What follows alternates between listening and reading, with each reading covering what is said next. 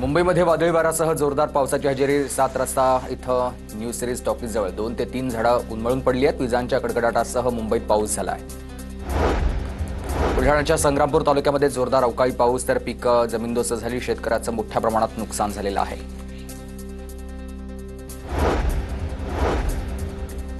नंदुरबारमधील राज्य महामार्गाची दुरवस्था आणि पावसाळ्यापूर्वी महामार्गाची दुरुस्ती करण्याची वाहनधारकांची मागणी आहे. महामार्गाच्या दुरवस्थेमुळे वाहनधारक आक्रमक झालेले आहेत.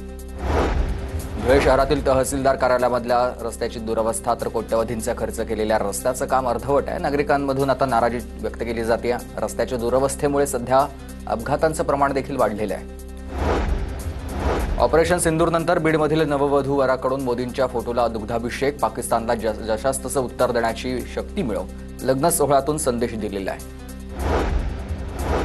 पाकिस्तानच्या सियालकोटमध्ये सायरन वाजवले, तर ऑपरेशन सिंदूरनंतर पाकिस्तानमध्ये दहशतीचं वातावरण आहे. इस्लामाबादमध्ये देखील दहशतीचं वातावरण आहे.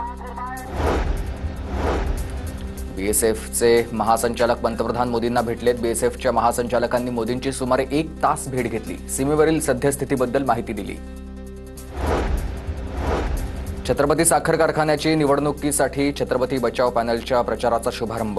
2 दिवसांपूर्वी अजित पवारांकडून भवानी माता पॅनलच्या प्रचाराचा झाला होता शुभारंभ. आणि कारखान्यामध्ये अजित पवार विरुद्ध भाजपा आणि एकनाथ शिंदेमध्ये लढत होणार आहे.